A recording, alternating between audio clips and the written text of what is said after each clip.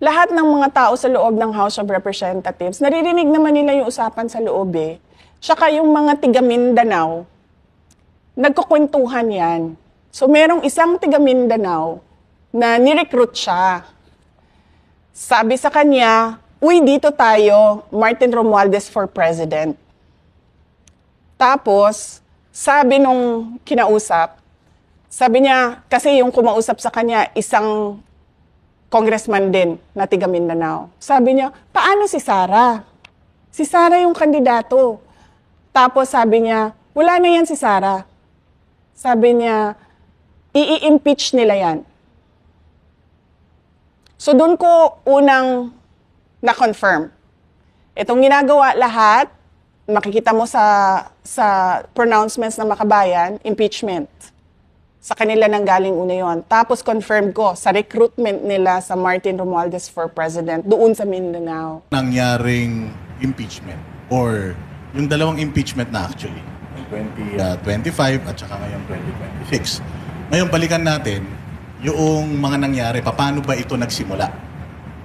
Pwede nyo po bang isa-isahin, madam, kung saan nagsimula ito and then ano yung progression? Oo, sige. Maraming salamat sa pagkakataon. No?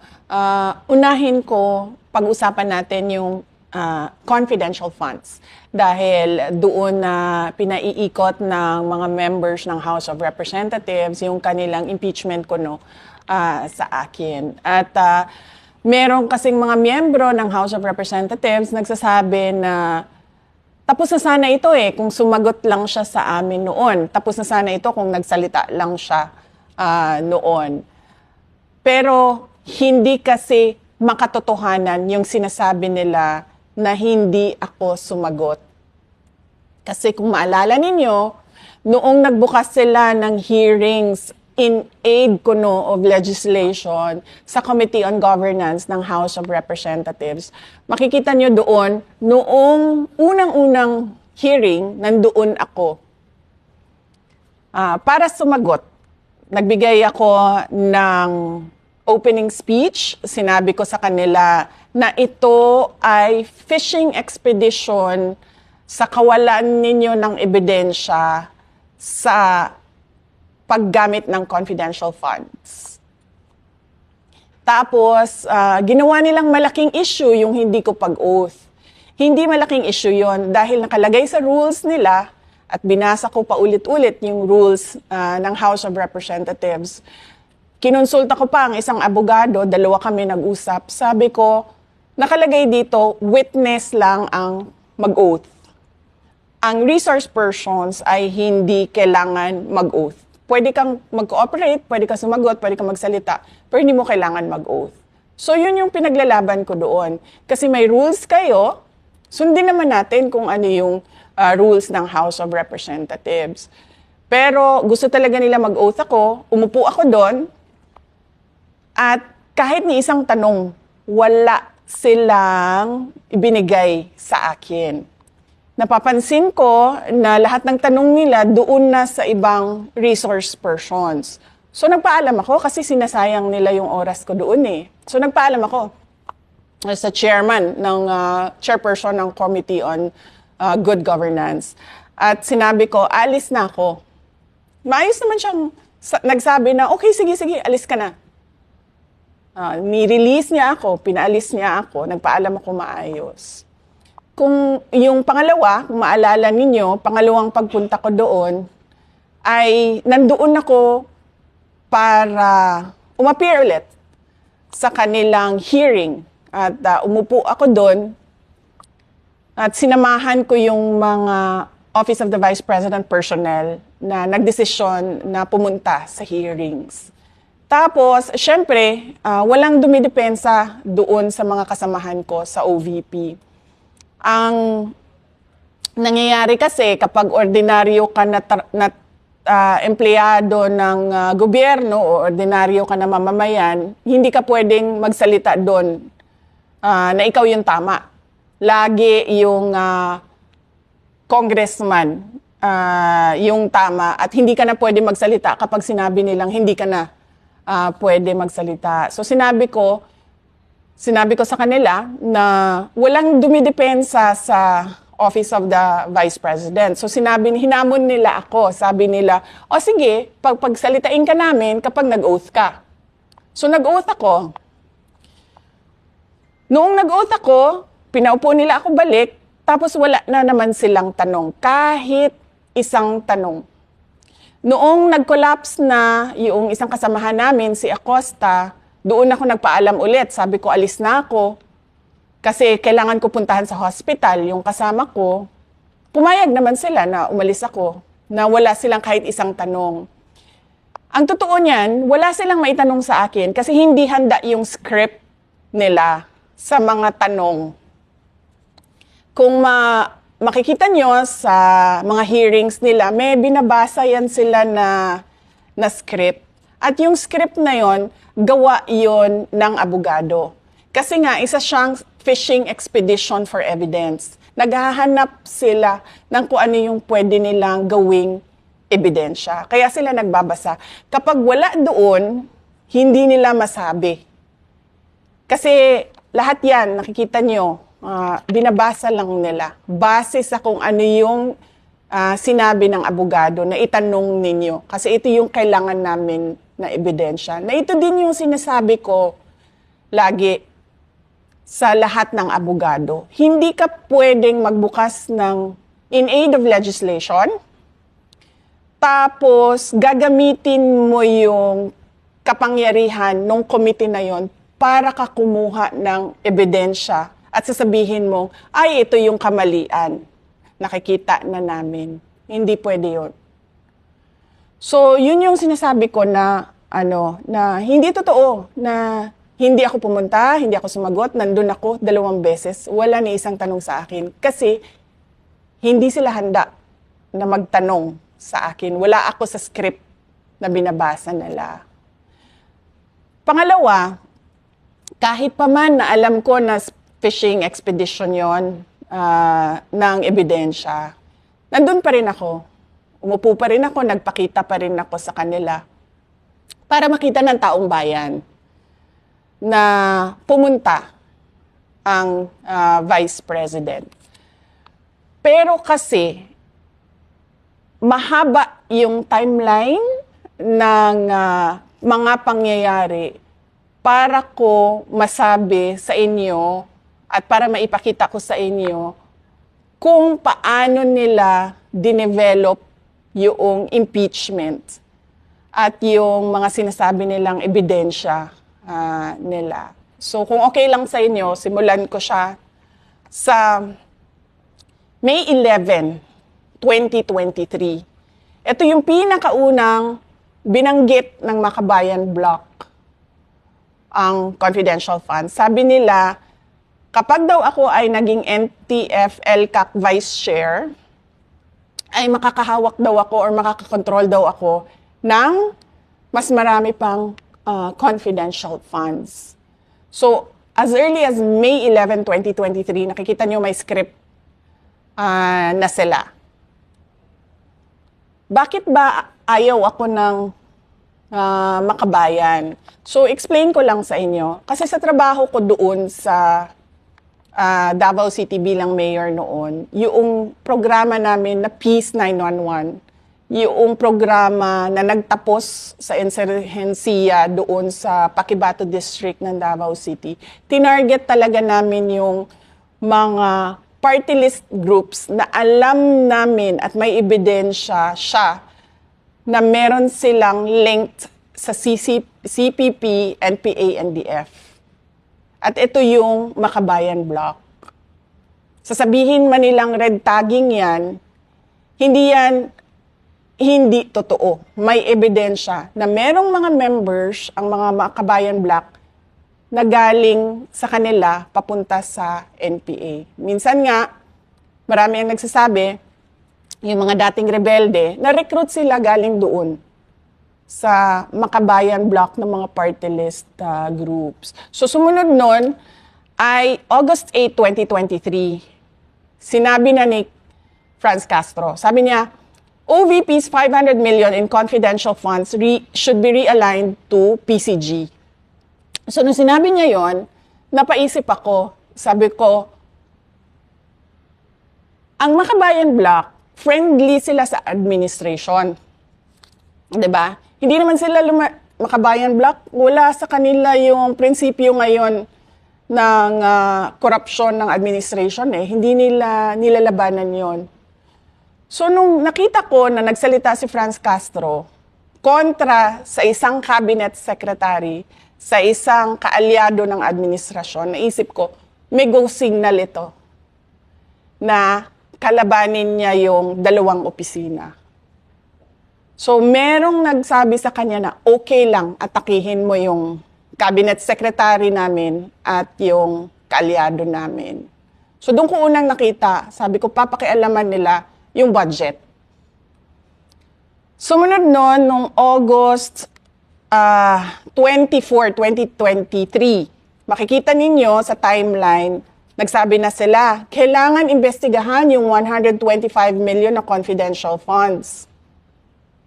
Sumunod noon, August 25, one day after, sinabi nila, may impeachment complaint kami kay Inday Sara sa confidential funds. Sumunod noon, August 26, 2023, sinabi ni Franz Castro, premature yung impeachment complaint. Kasi, babalik tayo, walang ebidensya ng pagkakamali. Walang ebidensya ng korupsyon.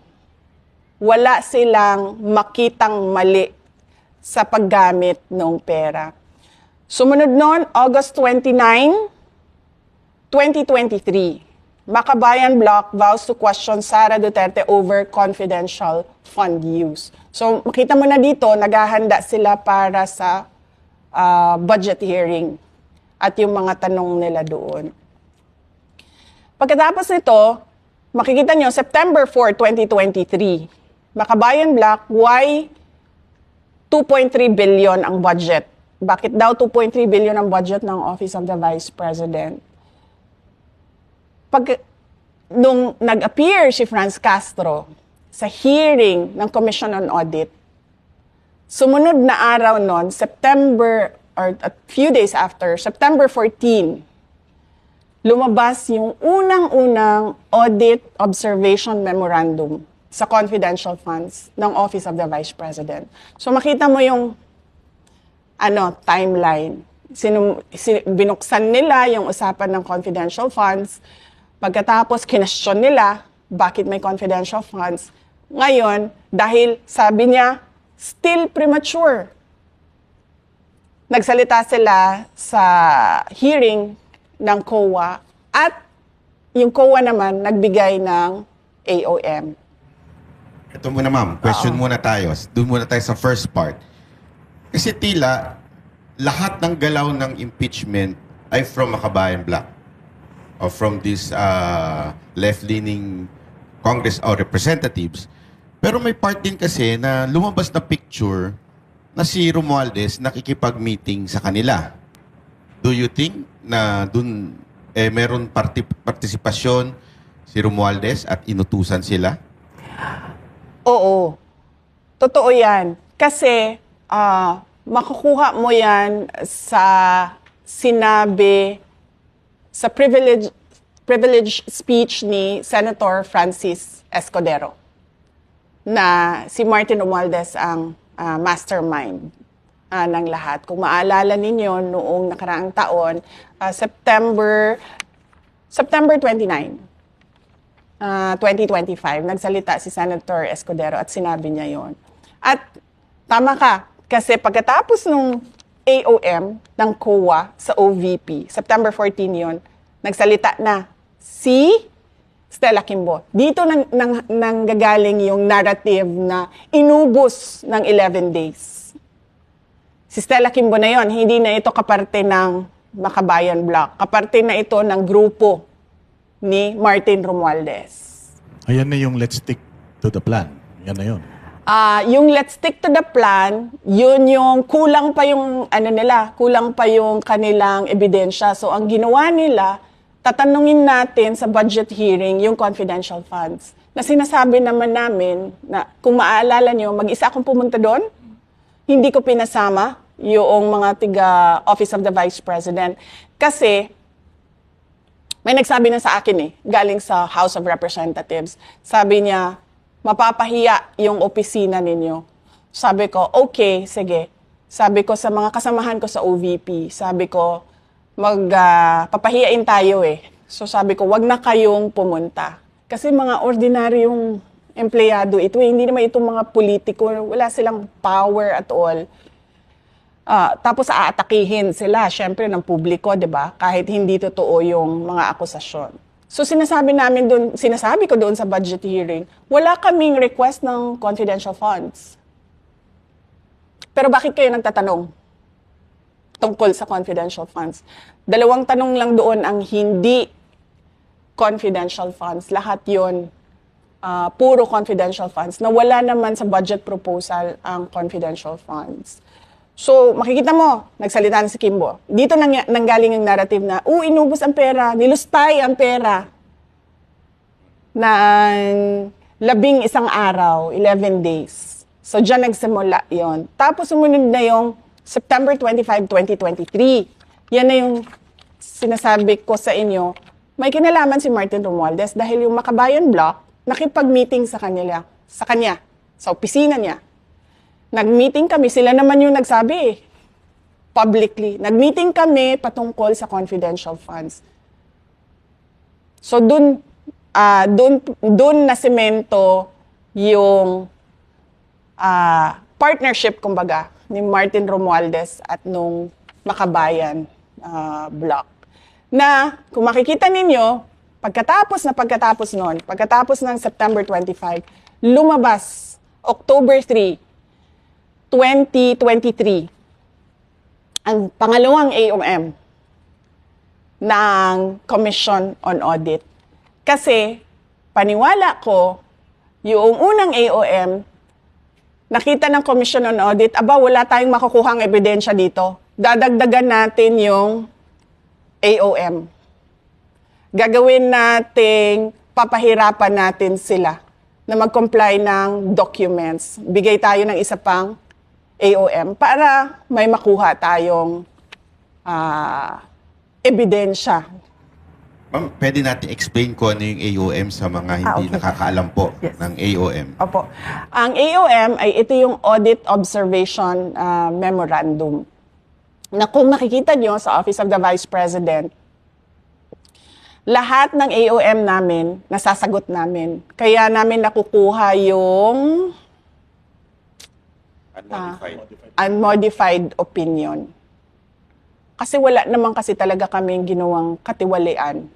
Nagtrabaho lang kami ng maayos sa Office of the Vice President. So ito yung binibigay nila ng Commission on Audit kapag meron silang mga tanong sa budget ng loob ng isang opisina. Tapos ikaw naman na doon sa OVP, sasagot ka.